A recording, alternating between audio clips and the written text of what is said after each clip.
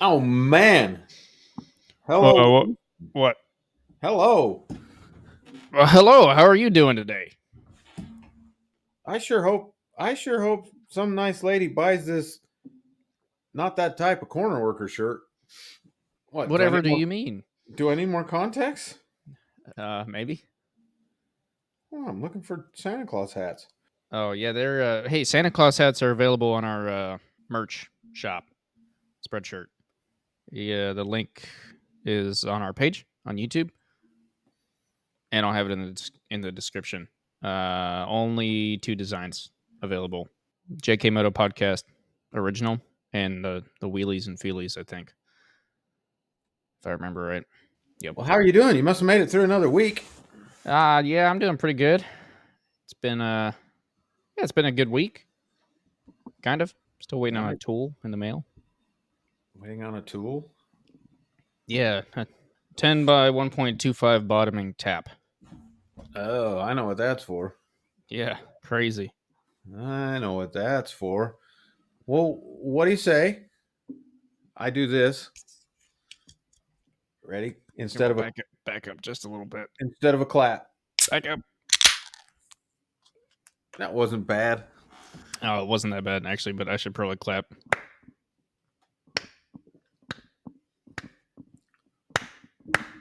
I don't know. Hopefully you could hear those. Silly goose. Let's run the intro. All right, intro. Yesterday, at one point, I was in sixth.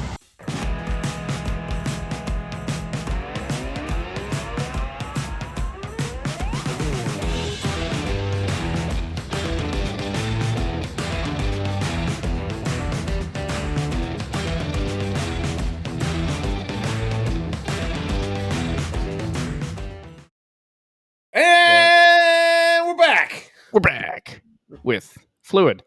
What is on that cup? This says things that we won't get into. Something Fair about enough. the ocean. That's what I was looking at. Actually, I was looking at custom pint glasses because I was like, man, we need some JKMoto swag up in here. And to order custom pint glasses on the specific website I was looking at, you had to order at least 72 of them. Oh, that's what the 72 you're Yeah, bragging about was all eight about. dollars and 80 cents each for a total of like $663. That's a lot of glassware. It is, and I don't need 72 pint glasses. Hey, I think we should give the Yamaha away. Maybe. Yeah? Oh yeah. Oh yeah. How are you going to do that? I don't know. I haven't figured it out yet. I was thinking we could go the classic. Hey, go buy some T-shirts from us, and you'll be entered into a giveaway once we reach a certain number of sales. But I don't know about that. I don't know. Oh, man. Or I'm gonna sell it. You're gonna have to think on that a little bit. You can't just spring that on me. I can too. That's what we're here for. Well, obviously, Yamaha is going to be out of business soon. Explain yourself. Yamaha, Honda, they're struggling in the World Superbike. They're Okay. struggling in MotoGP. Okay. And it sounds like they're going to be struggling in Supercross here shortly. That's a big yikes. But Well, let's talk about it. Did you see Ducati? yes. Ducati has officially announced that they're going to be messing around in motocross. KTM's already had their day in the sun in motocross. They've won championships. Triumph is going to be on the grid this year. In motocross. Yes, Supercross. Is this where we're transferring over to our off-road segment of the year? No, Okay. no, not yet, not I yet. have But yeah, that's good. I haven't done the yeah, but right. we're gonna talk about it today though, because Ducati has announced that they're racing the Italian Cup next year with a Ducati dirt bike. Ducati dirt bike. Does that work? Is that a Look, thing? they've been developing it for 2 years. But I bet it's finicky as hell. yeah, so the issue with the Ducati dirt bike is Ducati and their beauty. They hate to look bad, and dirt bikes have to get dirty. It's almost as bad as like KTM. You pull up to some some dude's house, and he's got 3 old Hondas and a Yamaha and a Cowie sitting on the side of the shed, rusted, dirt covered. He's like, yeah, I took them out last month. Got to wash them still. Haven't gotten around to that. And next time he washes them, it's in the next mud puddle that he goes and runs them through, right? And then you pull up on the KTM guys, and they're always pristine looking. You know, as soon as they get back, they go straight to the car wash, hit them on their way home, wash the truck, wash the KTM, Well, put them in the definitely more garage. so. But from what I understand, it's because dealers don't like to get dirty bikes, and when you got to take them back all the time to get worked on.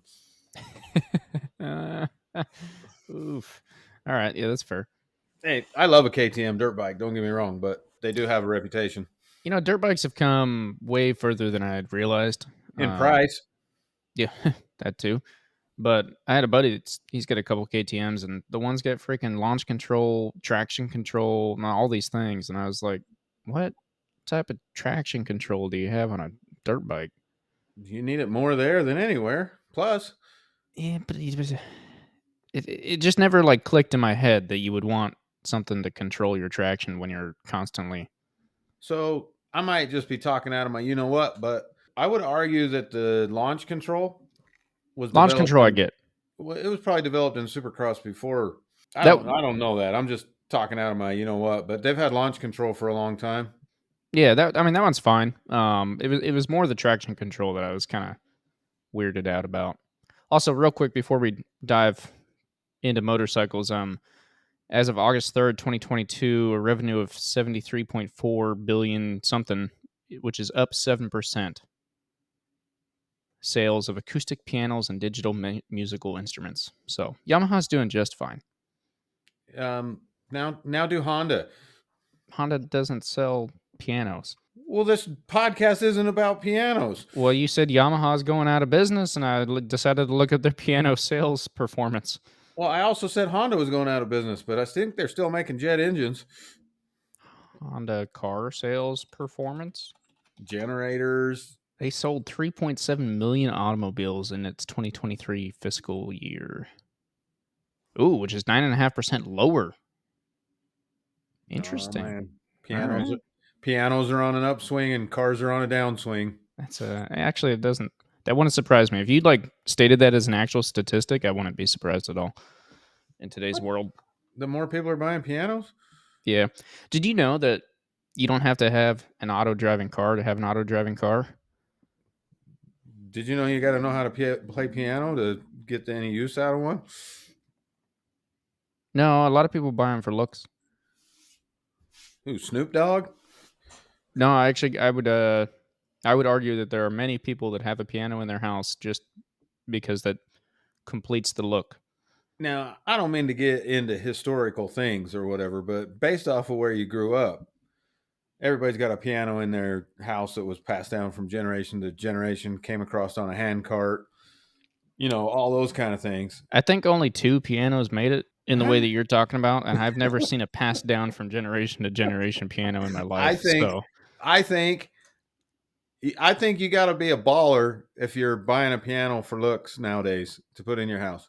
Okay, I mean, maybe, but that's what I'm saying is that I'm saying there's a certain you have to be able to use a piano to need a piano, and I'm saying that there are definitely plenty of people in the world that have pianos that have no idea how to play them.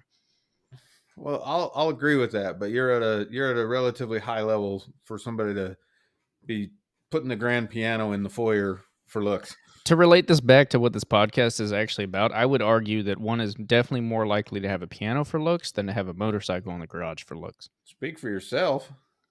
Now, I mean, they're playing wrong, but if I could talk the better half into it, I'd have one in every room on display. That's what I'm talking about. Coffee table, it's a Ducati. This is a little high. You'd have to build a pit to kind of put the bottom half in. Or put an Ovali as your coffee table. That'd be more expensive. Not exactly. That's just a joke. Come on. How many of our listeners have ridden an Ovali? I want to know what the experience is like. I've got it built up in my head to be this amazing experience. And is it that, or is it just another motorcycle? But smaller. Well, there's the obvious, right? Obviously, it's smaller. So in my head, it's like a go-kart. Like you take it out to a racetrack. Dirt bikes before I get what I was talking about. Okay, sure. Ducati's going supercrossing. Yeah. This is huge. Yeah, you said in Italy, right? Just for so they got prototype bikes. They've been working on it for 2 years apparently. Okay. There's some pictures going around the internet right now of Pecco driving one. Interesting. Okay. Got the big number 1 on it. Triumph has Ricky Carmichael backing them. He's part owner of the program that's running Triumph this upcoming year. Supercross season starts January 6th, and they are more diverse than MotoGP. Supercross has Suzuki, Yamaha, Honda, Husqvarna, Triumph. That's 5, right? Am I missing anybody? KTM. KTM. Duh. Kawasaki. Kawasaki's. That's 6. 7, I mean. Gas. That's 8. I think that's what I got. Oh, you said you didn't know Supercross. Look at that. You brought in Three the of gas. 3 of those are KTM. Well, if you make that argument in MotoGP, then you have to say there's only 4 brands, Yeah. 5 brands in MotoGP. I would make that argument. I mean, the gas is the KTM satellite team. So Only because MotoGP won't play because they're saving room for BMW. you think that? It's happening. I'm more convinced now. You heard it here weeks ago, and you're going to hear it here again. The reason Top Rack went to BMW is because they promised him, we're going to pay you a bunch of money. You're going to run World Superbike next year. But next year, we're going to be working heavily on a MotoGP bike. And you're going to be our first MotoGP factory BMW rider in 2025. Interesting. That's why I think he went to BMW. 2025? Well, 2024, he's already signed up. He's going to race World Superbike, but I think they'll simultaneously be developing a MotoGP bike. So what makes you think that? I want to dive into that a little bit. What makes you think that that's going to happen? Besides you want it to happen, I understand that, and throw the vibes into the universe, if you will, or whatever the kids say these days. Yeah, I read that book, The Secret. So you don't get that one. No, I don't. Sorry, never read it. So either did I. It was popular with all the chicks a couple years back. So got it. Here's my intuition. This is why I feel that way. Top Rack been riding Yamaha forever. He's got frustrations because they won't give him a Yamaha that he feels can go beat the Ducati. So one school of thought is he gets on a BMW. If he's confident in his ability to make that bike brake and turn, it has the power to stay with the Ducati on the straights. Okay. That's one reason he might have chose BMW. Second reason is because they backed a dump truck up and filled his whole living room up with cash because they want Top Rack to drive their bike. Could be a combination of the two. So could be one or the other. Why would BMW want Top Rack so bad? Is that because they don't think they have any good riders, but they think they have a bike? Or is that because they want a rider that can develop their bike better? I think a combination, but Top Rack, I mean, you would say Marc Marquez is a generational talent. Yeah. Like they only come along every so often. Top Rack is that rider in World Superbike. I don't think there's anybody that argues he's not hands down the best rider in World Superbike. He's just not on the most competitive bike. Okay. And he's won a championship, but he makes that bike do things that, I mean, it's just sad watching him get beat by Ducati, honestly. Right, after the amount of work that he puts in. I mean, much like you mentioned it, so I'll say it. Much like Marc Marquez, if you look at the other Hondas on the grid with him, a supposedly unrideable bike, and he's still out there. Yeah, I'll just give you that one today because I don't want to argue about it. But well, I'd throw Fabio up there maybe also. I'm not so sure about that yet. But I'm not so sure about that yet either because, yeah, he's beaten Morbidelli. But that's the only thing you can compare it to now. And sure, he's beaten Morbidelli, but Morbidelli's already got his mind on another ride, doesn't want to get injured, hasn't done anything for 2 years. True, yeah. So I don't know if that's a good comparison. That's fair. I'll give you that. But let's talk about some timeline. So Top Rack won the championship 2 years ago. Okay. Batista's won the last 2. So 2021. No, 2020. No. Yes. Oh, yeah, because they're over already, right? Yep. So finished last week. 2021. Yep. Okay. So he won the championship, and part of his reward for that was that they were going to let him drive a MotoGP bike. So they took him for a test, and everybody was saying that he was going to take Morbidelli's spot. He was going to be, because he's getting kind of old. So Right. he was going to move over to MotoGP. He was going to be the factory rider.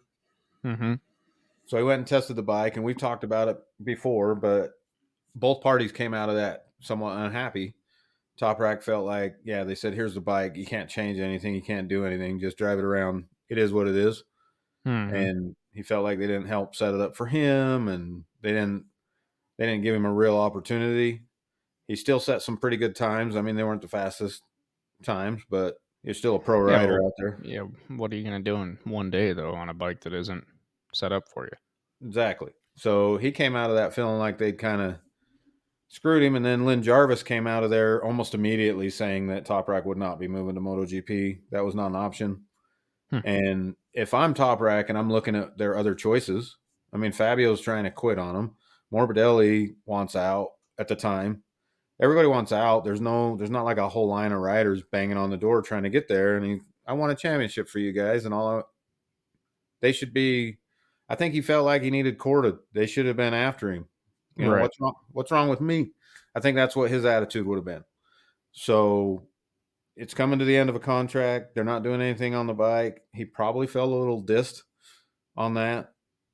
Which The is World fair. Superbike team might like him fine, but they're not giving him the respect he thinks he deserves. Right.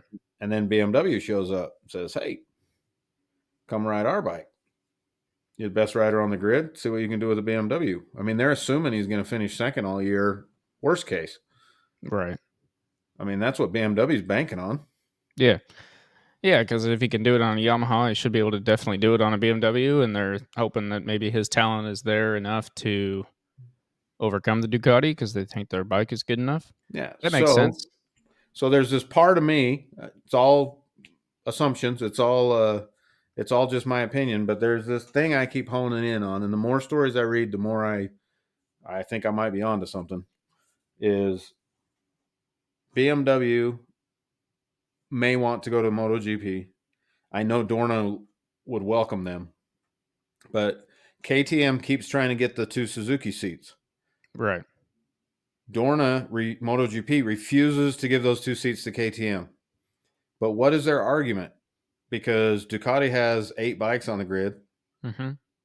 KTM has 4. Why would you not let them go to at least 6? Yeah, they've got to be waiting for someone. I've always figured waiting for Suzuki to come back. It's a So small part of me that wonders if Triumph, but Triumph's got Moto 2 on lockdown, so yeah, they've got that on lockdown, but that might be their stepping stone, right? But that's where my head was always at. So I think you have Suzuki, you have Kawasaki, you have Triumph, you have BMW. Mm-hmm.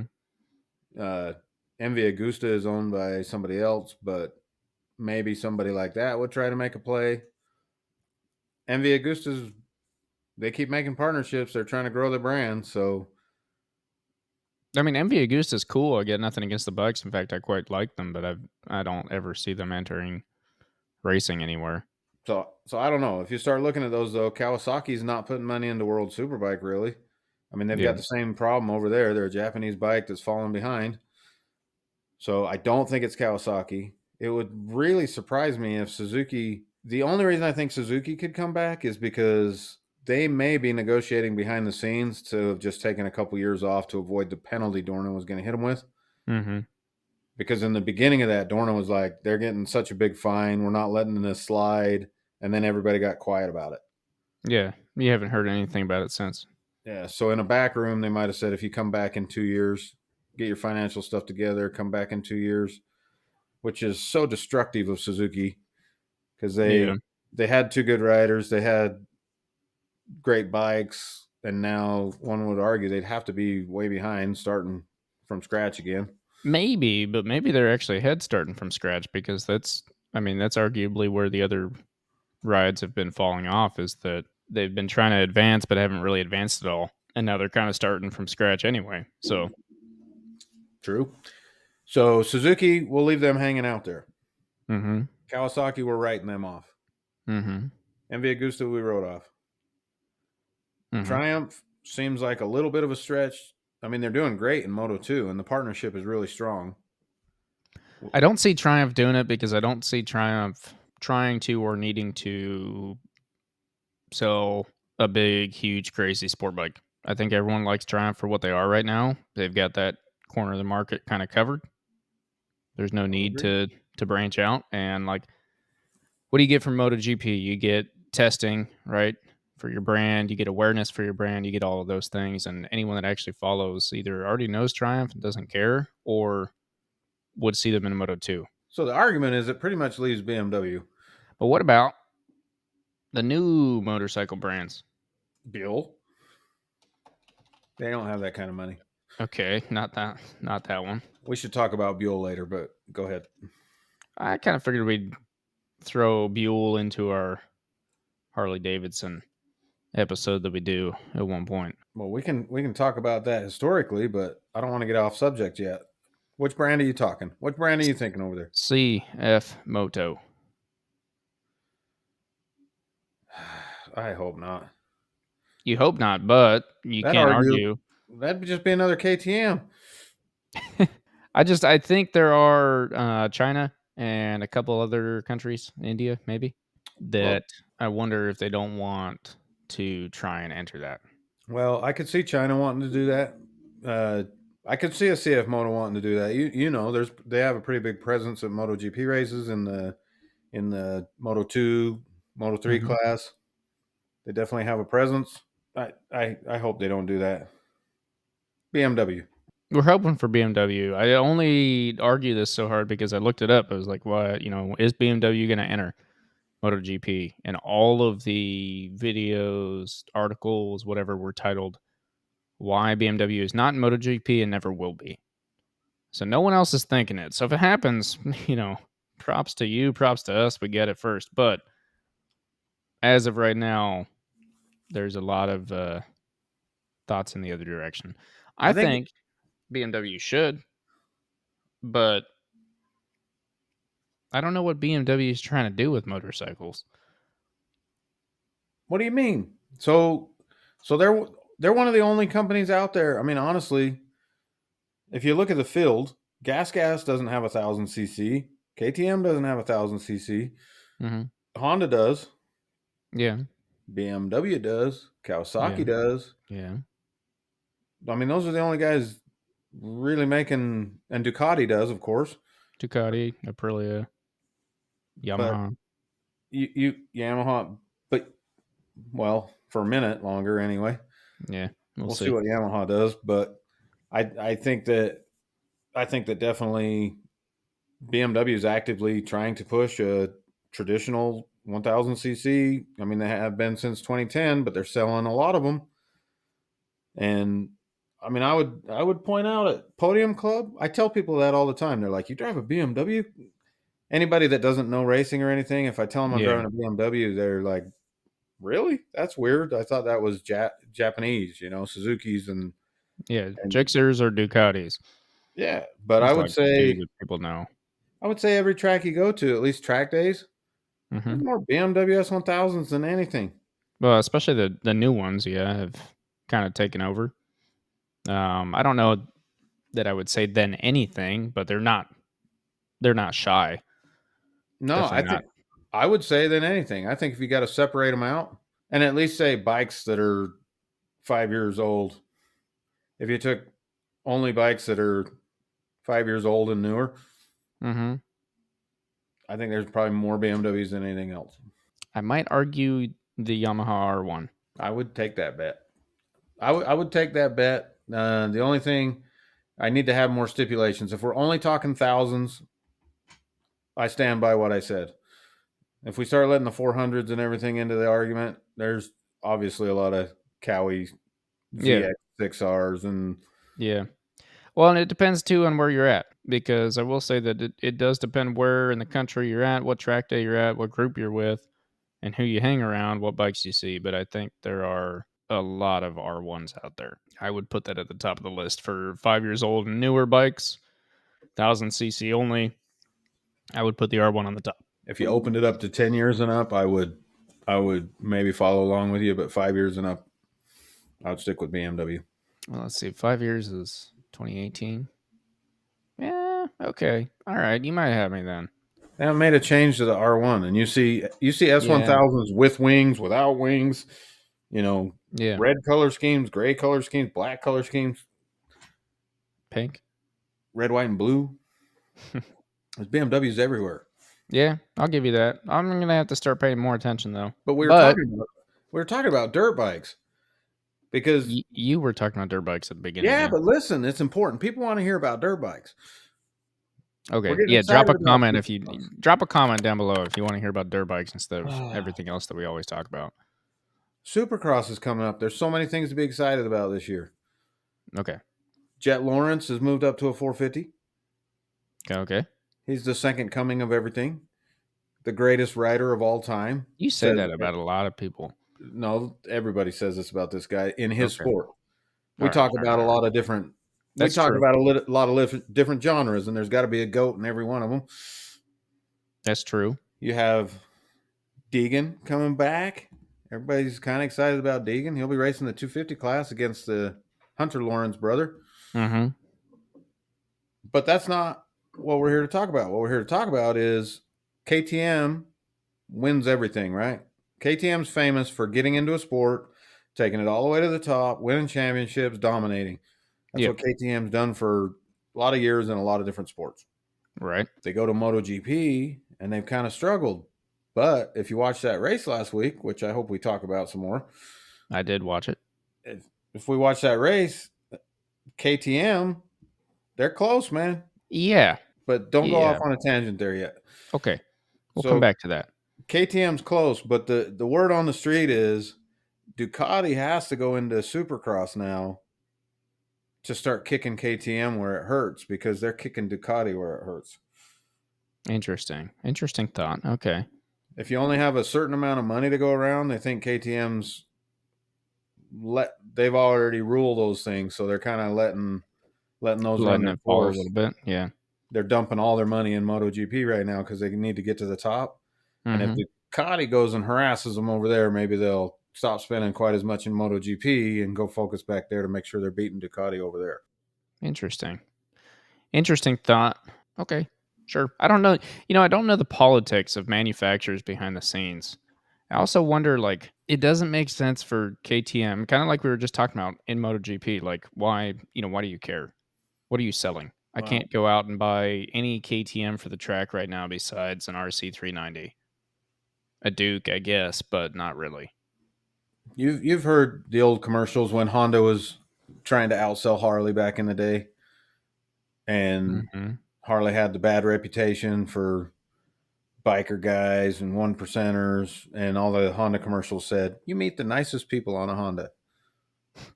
That was their slogan. That was their commercial, right? Yeah. Well, Honda makes, we talked about it earlier, Honda makes jet engines and generators and cars and whatever. They're not solely focused on motorcycles as a whole. Right. And you can make the same argument about Yamaha, but when you go to KTM, it says on ready to race on the side of their bike. Ducati obviously is a race bred, race inspired. They want to win races. Yeah. That's what's different about those two companies. And so when I hear something like that happening behind the scenes, I can believe that. I can believe that there's some guy, some pencil pusher, the owner going, "We got to beat these guys over here. Send some money over there. Do whatever you got to do." But we need to win. I don't care. I don't care what it takes. Just make me win. Yes, like Ferrari would, right? Yeah. I can't see Honda doing that. They'd be like, the juice ain't worth the squeeze. We don't need to spend that much money over there to do that.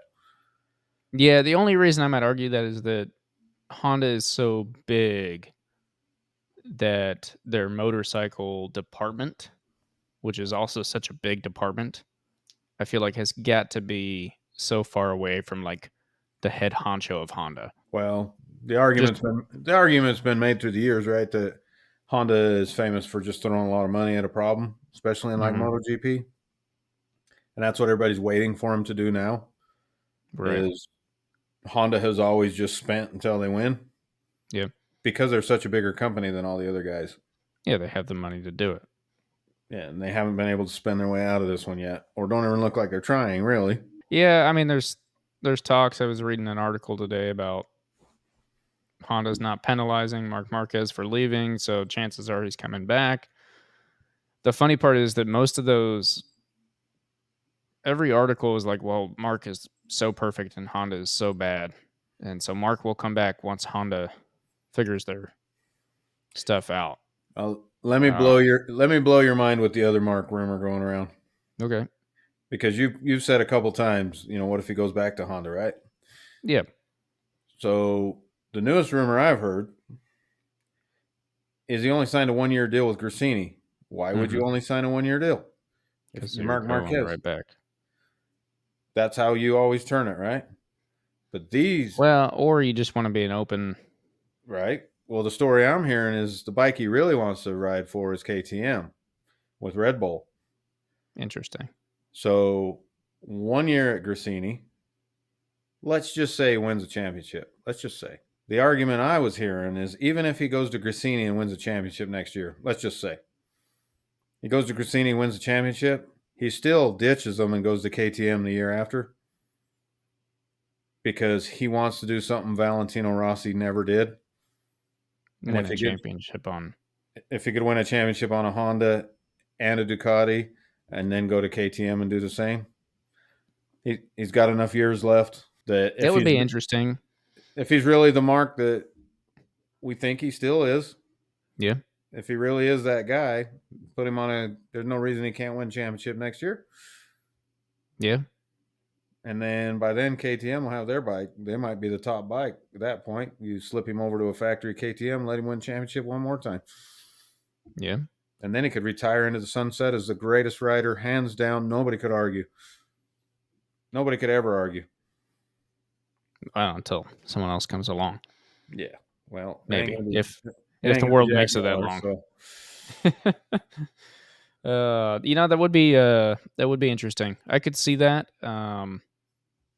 Yeah, I was actually thinking today. I was watching the Thai GP. I just watched it a few hours ago, and I was sitting there thinking, I was like, man, what is he gonna do on a Ducati next year? Because if the Honda is so terrible and he's still riding it like that, is he gonna be? And it's all just speculation, and it's not that I want to say that Mark is the greatest in the world and whatever, but there's part of the back of my head, and I think everyone's, that's like, is he going to show up on a Ducati next year and just blow everyone out of the water and make it look like no one actually knew how to ride the bike? Or is it just going to be another Ducati at the front of the field fighting? I know it's easy to say, but if he goes and wins every race next year, I wouldn't be surprised. But Yeah. if he goes and actually just sucks, I wouldn't be surprised either. I know those are two completely different things, but I'm not. I don't have any problem with his talent. I believe he's got talent. I believe he's a skilled rider, everything. But I don't think all those things cross over. The Ducati, I don't think it's an argument anymore that it's a better bike. I Right. mean, obviously, but that don't mean it's a better bike for him and the way he rides. I mean, I don't know. Well, let's put it this way: if Brad Binder would have been on a Ducati, would he Would he have? be able to do what he did? Yeah, would he have magically won that race? I don't know because he drives that Ducati. He driving that KTM like a maniac sideways.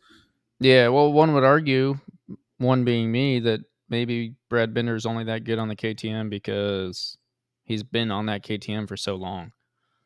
And they've been developing it. I mean, he's been there long enough that you can say they've developed it around him. And great for KTM, great for Brad Binder. He's obviously proven some good stuff out there. But where are the rest of them? Yes. Well, They're not up there. So you gave me grief last week for saying that it's the greatest race of all time or something, which I don't know that I said it was the greatest race of all time, but I said you got to watch it, right? yeah. And I watched it again last night with friends. So I said what I said last week because it's just felt like there have been some races this year that we have said that about, and not just MotoGP, but multiple races, which is different because like last year I wouldn't have really would have been like, yeah, it was a good race, man. Definitely go watch that. But I don't think I would have said like, you have to go watch that race. I watched the Thai GP. You're 100% right. That race was Oh, it's fun. intense, Oh, it's fun. amazing the whole time. There was like a little bit of kind of chill time. I'd say from lap 10 left to 4 left. Yeah, there was a lull where you were like, yeah, it's just gonna finish this way. They're gonna run away. I never thought that, but I did. that's fine. I mean, Well, I I didn't get to really talk to you about it. What did you think about Pecco's trying to pass two people on the outside? that was the most. Unrobot thing in the world. It was crazy. It was I haven't seen awesome. anything like that in a long time. I didn't think MotoGP bikes could do that anymore. I'm not And convinced it he wasn't an almost pulled accident. it off. I'm not. Almost pulled it off. I'm not convinced it wasn't an accident. Yeah, possible. Yeah, I mean the commentators kind of said that too. They're sitting It there, was it's like, well, he awesome. kind of had to go around to him because maybe he might not have been able to stop that otherwise. Yeah, That I don't move know was yet. sweet. I would like to go back and see. So that race is long over, so it doesn't matter. But I mean, talking about it, not that we ever care on here, but Jorge Martin wins. Mhm. Brad Binder finishes second, which then turned into Mhm. third.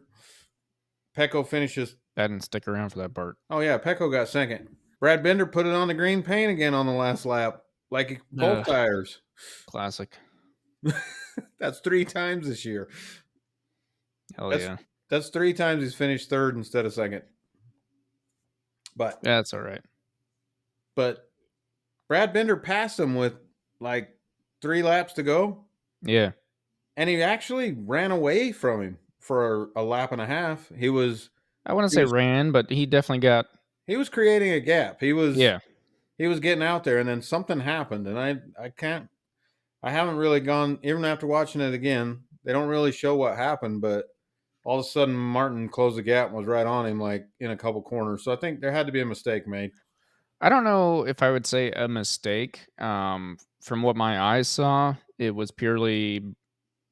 I mean, Brad Binder's kind of a throw it all out on the line and figure out what happens type of guy, and I think that's what happened. Is that he got ahead, like you said, he started to pull. I wouldn't say ran away, but definitely started to pull away. Was creating a gap, and then I think he just continued to try to create too big of a gap, went a little wide on a few corners. They also mentioned some things, you never really know because they're talking the whole time about tire grip, this, that, whatever else. So you never know how much of that's real or not. But possible his tire ran out on him. They were talking about like a head bobble that he kept getting. It was a blind corner, and he'd come out of it, and I saw it the one time on the camera. His whole head's just like going nuts side to side. So I don't know if that was finally catching up to. I don't know, but He was definitely getting a head shake. So you had the those. That's why this race was good, though. You had 3 riders touching tires at the end of the race. yeah, well, people were touching tires the whole freaking thing though. Yeah, that's what I'm saying. So you had those guys, but you had a great fight between, which I wanted to bring up just because of the Ducati thing. Luca Marini, he is good now. So Eh, hear me out. maybe. Hear me out. I was making the argument. Luca Marini, out of all the riders in MotoGP history, probably has got more opportunities and more time on the bike to develop and become a good rider. And I get that he's on a great bike. If he was on a Honda, he'd be maybe in Nowheresville, right? Yeah. But he's sitting on a Ducati. He's racing all those guys. He's qualifying good. He's doing all the things. Mm-hmm. There's 8 Ducatis, and he's not the worst one by any means. He's up there doing great. Yeah. And last year he did okay. And the Yeah. year before that, he did nothing and nothing and nothing and nothing and nothing. That dude has learned how to ride a bike, I think. Yeah. Maybe. Most people would have never got that chance. Most people wouldn't have just sat there and got a ride year after year with the results he was putting in. But we I all know agree. why he's still there. But I think it's finally paid off. Possibly, I'd say that he's definitely learned some things. I wouldn't quite put him up there as a. I'm not going to put There, him as an elite rider by any means. there are riders that are good, and then there's riders that are good and consistent. And it's that consistency and that, like, you know, when the commentators, I hate to bag on them more, but when they're always talking about, oh, he's calculating right now, this, that, whatever, this isn't a race, this is a game of chess. They're playing to see, how long front tire pressure. He could be up on the tail of that bike, but he's hanging back to keep his front tire a little colder, to keep more grip in it. Like, a lot of that might actually be true.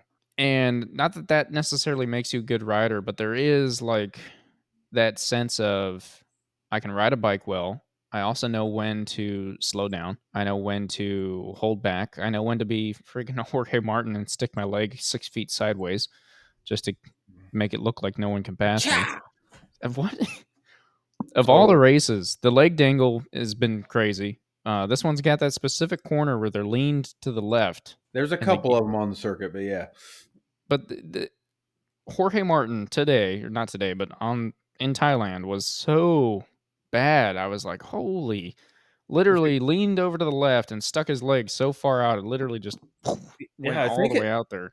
I think it's the way the camera is, but they kind of like start to move out to make that turn. Mm-hmm. So it's a right hand turn. They start to move to the left, and as the bike leans slightly left, that's when the leg comes out. So it's Yeah. sticking like above the bike. Yeah, but Um, like there have been, like you said, there's a couple other tracks. There's some other people that do it, but today when I was watching it, Jorge Martin especially, and it was more so at the end of the race, maybe just because that's when the cameras were on him, but it looked like he was doing it literally to like set up a block almost. it And was maybe he karate just needed chop. to, maybe it's because he was in the middle of the track and he needed to get that. I don't know, but So geez. funny thing about that, I said I watched it last night with friends. Mm-hmm. My friend's daughter was watching, Mm-hmm. and obviously doesn't watch motorcycle racing. Right. And she seen that. She seen him do that and was like, "Oh man, what is that guy doing?" And so I was explaining why they do it, and then we started watching. It got us all kind of focusing on that. And when they would show Mm-hmm. the shots of him coming down the straightaway, so you'll notice that Brad Binder never, at least in this race, he wouldn't stick his leg out. He sticks his whole knee out. Yep. He uses his knee as a parachute, but he puts the big rider triangle out there in the wind to try to. Yep. But I did catch that. But when they would come down the straight and the camera would show them all coming towards that turn one, Mm-hmm. you could tell which ones were Ducatis and which ones were Italian trained.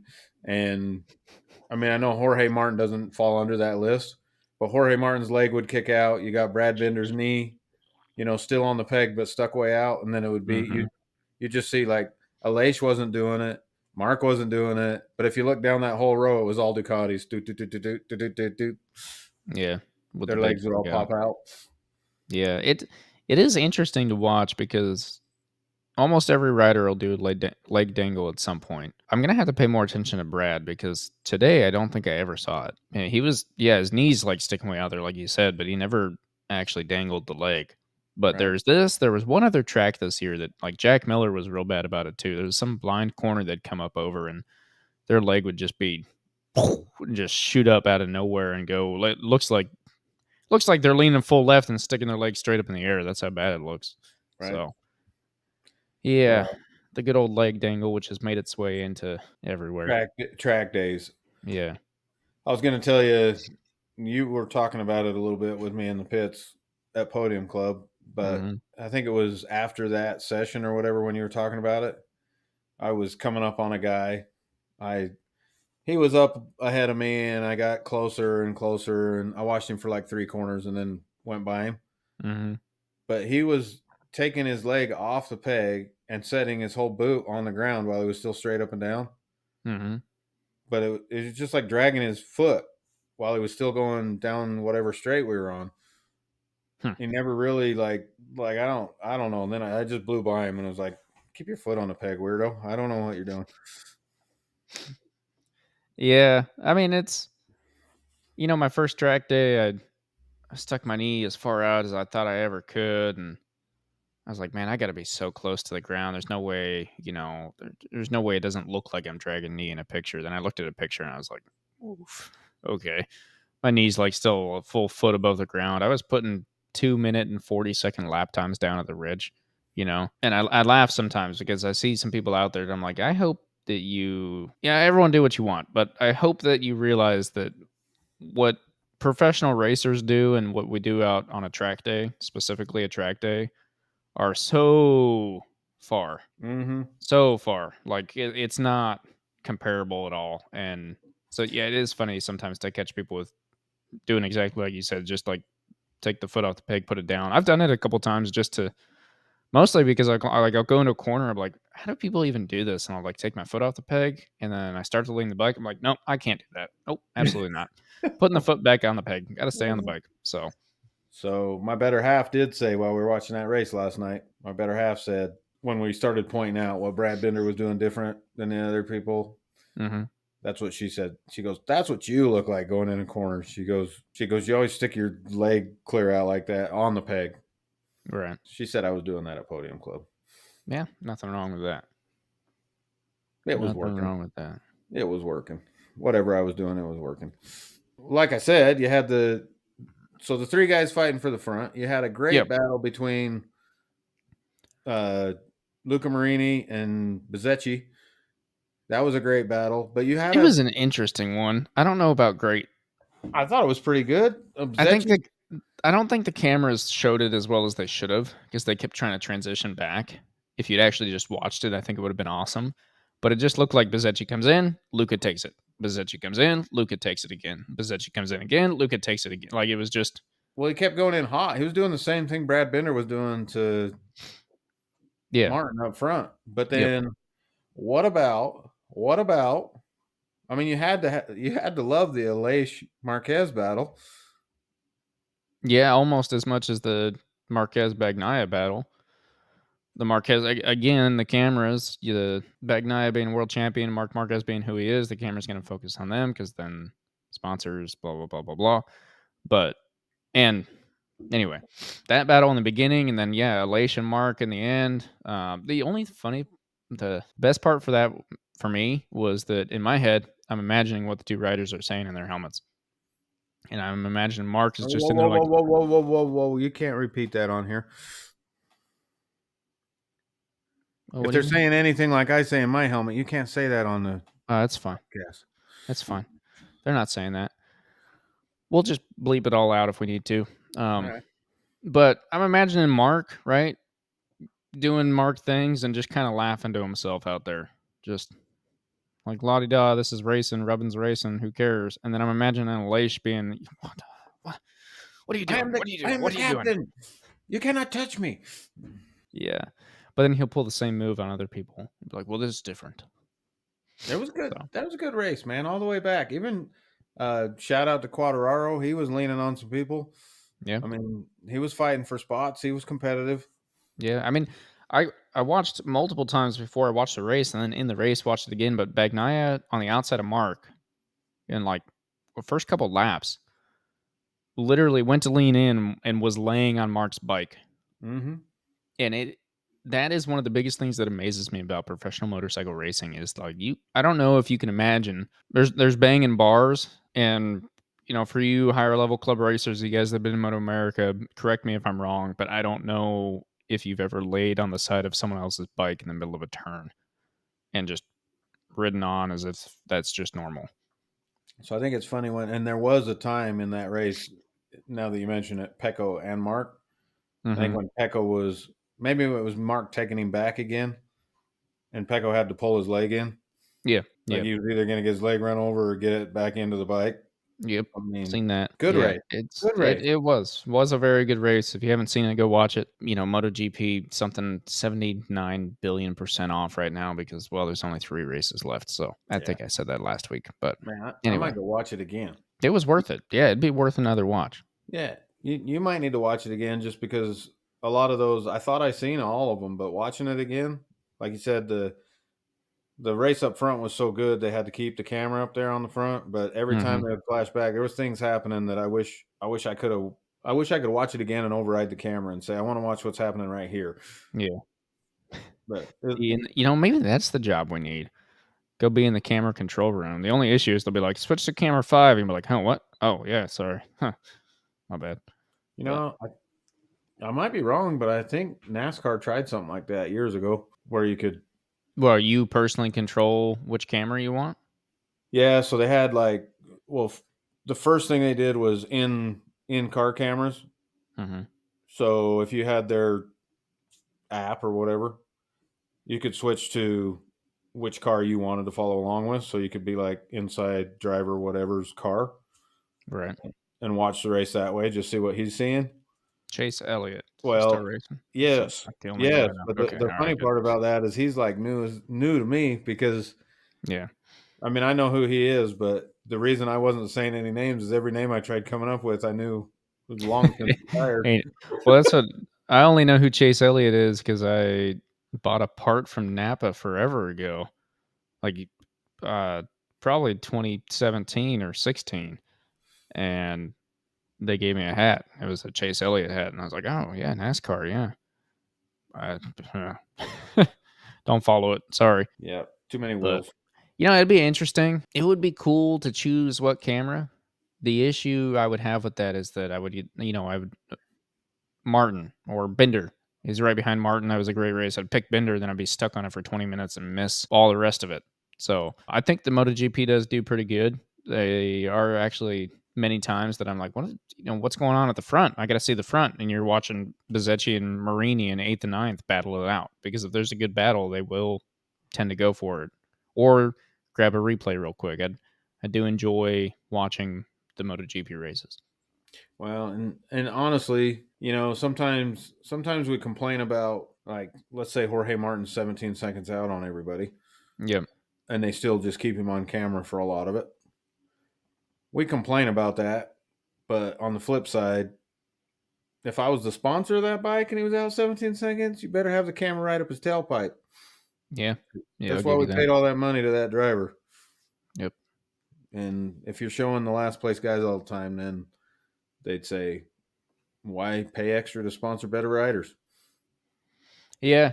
Well, and I do think it's funny that, not funny, but one thing that I've noticed real big this season is how much the commentators will say the name or No, they'll mention the sponsors all over the place. I'm glad you noticed it.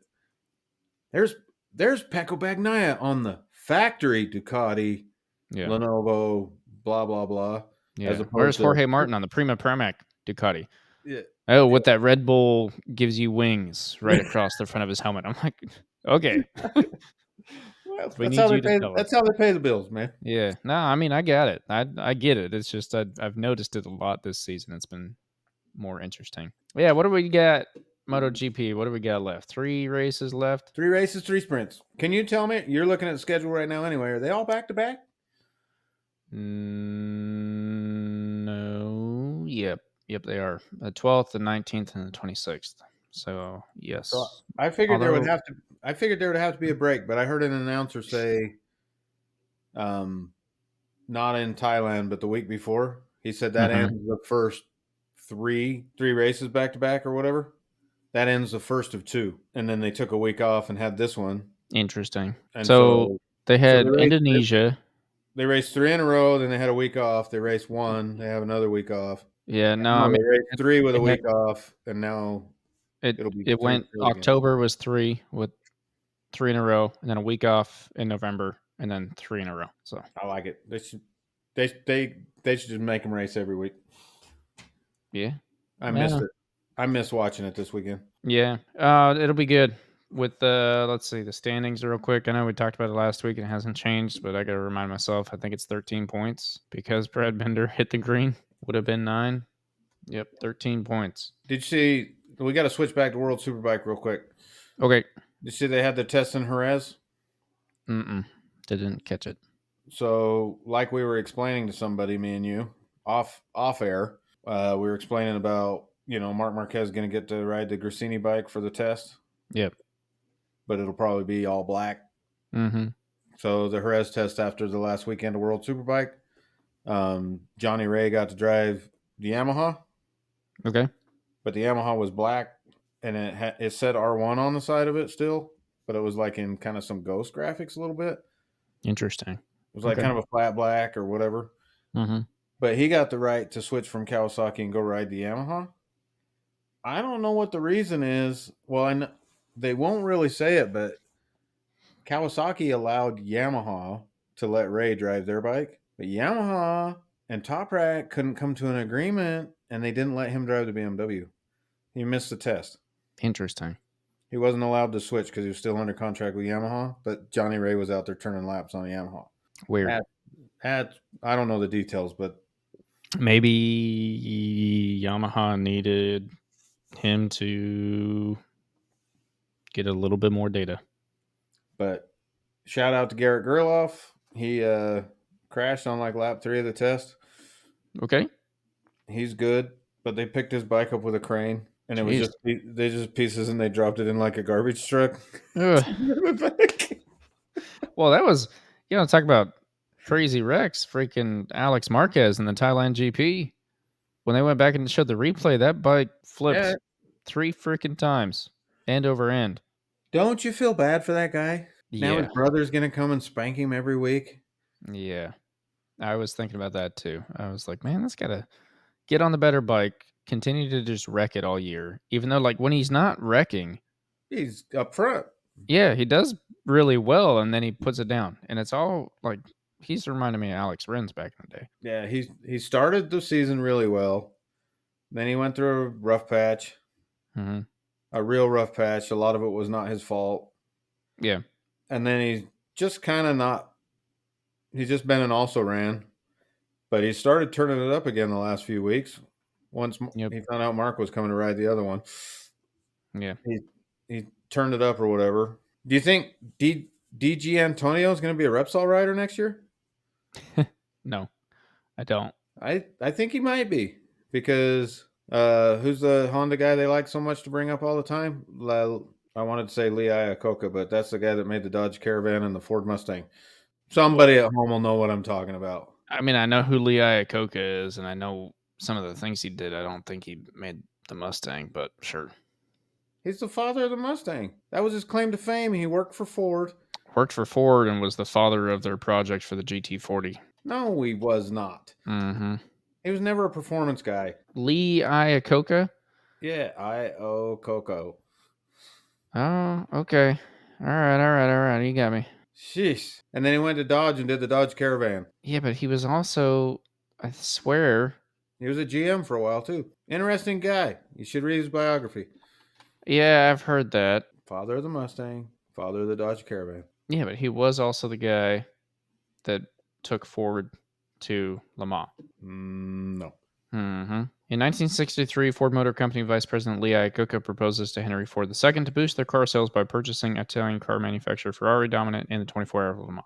Yeah, so he tried convincing them to buy Ferrari, and they got turned down, and that's why the Ford guy got ticked and threw all that money to a division of Ford to go after Ferrari, because he was so mad that they turned down his offer to buy him. So he decided he'd just beat him with Ford. If our editor could put like the matrix numbers, like all the matrix stuff going over your screen right now, that'd be awesome. Sorry. Let's see. Exactly. For the Vice President General Manager, Lee Iacocca did see success in the European racing circuit as a shortcut to the kind of youthful mod glamour that might appeal to the new generation American buyers. Blah blah blah blah blah. I'll look into that some more, but 100% definitely. Listen to the old guy. You're right about the Mustang thing. I'll give you on that. He was also the head of that whole GT40 thing, kind of. Anyway. Anywho, so all y'all trying to get the motorcycle fixed right now. MotoGP's back. Yeah. When you're listening to this in your car, on your bicycle, at the gym, home, on the couch, at home, at work, in your treehouse, when you should be working. Yes. On the toilet at work. Know that the MotoGP race, you've got 3 in a row. So, but after those 3 weeks, you're going to run out of motorcycle to watch. So what are you going to do? Head down to California and watch CVMA. Club racing.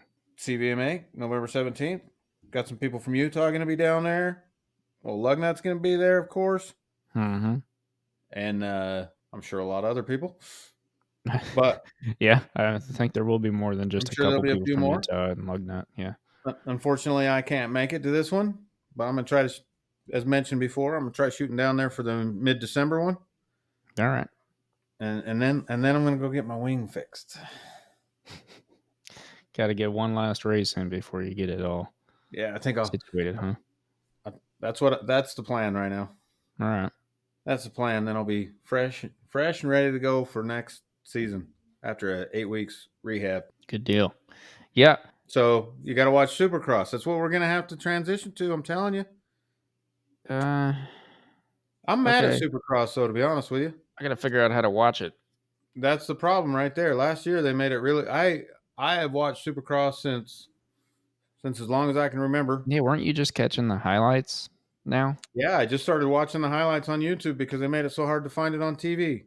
It used to be an event for me. You know, I'd record it, TiVo or whatever old thing they used to use, and then I watch don't it. remember all the names. You know, watch it when I had time. But I watched every DVR, race. wasn't that one? DVR. DVR, yeah. But last year they changed where it's at. I'll have to do a little research again too because I just would watch the highlights on YouTube. Make me mad. I'm willing to bet they have an app, and they just want you to pay for it. Yeah, I'm out of money, so. AMA Supercross app features live timing and scoring, schedules, session results, and rider point standings. So, yeah, I don't care about that. Supercross Video Pass on the App Store. Interesting. Yeah. How many hundreds is that? I don't know. I didn't look. I don't want to know. So I want to make sure you can sleep well. Just know that I've got antifreeze in the Beamers at this point. Oh, okay. That's good. That's good. Yeah, I'm back in South Carolina with a low of 46 tonight. So haven't winterized anything yet.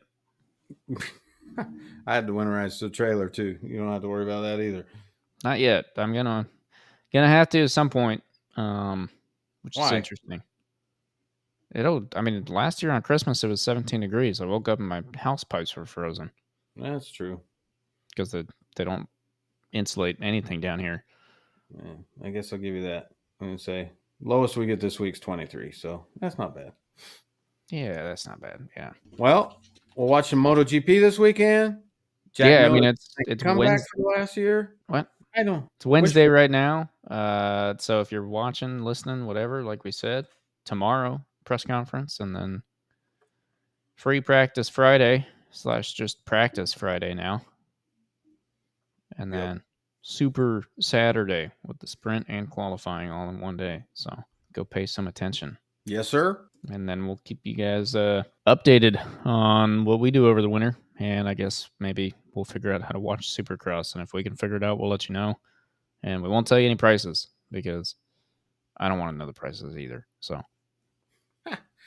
So if you're looking for an FC6R, it sounds like it's either for sale or comment if you think we should be giving it away. Yeah, that. Yeah, because I ain't giving it away for 2 comments. Let it be known and let it be written. Yeah, there will be new tires on it before it gets sold. Just want to put that out there. It'll be a plug. No, I'm putting tires on it. But anyway, yeah, FZ6R's up. If you're here, you're still here. We appreciate you guys being here. Come see us again next week. Tell your friends. We love what we do. We love you guys as our listeners. So make sure you click the subscribe button if you haven't. If you're on just a podcast platform, click the download button. Throw a like on the video. Drop a comment on what you think we should do with the FC6R and what you think. Let's get some predictions going. For whoever's left, who's going to actually take the championship this year? I think it's pretty clear out of there's 2 people that can, but who's actually going to do it? So, yeah, I would point out also if you're listening to that, if you're listening to it, if you're listening to this podcast on something other than YouTube, always remember you can come back. There's YouTube. There's other videos on YouTube. Yeah, that's true. Yeah, we do have a whole YouTube channel. I talked to a couple people that listened to it recently. I've talked to a couple people that didn't realize there was a YouTube channel. So, yeah, if you're listening, we're on YouTube. Also, go check us out at Working Class Customs. Yes. All right. We good? Yep. I think that's it. Thank you. We'll see you soon.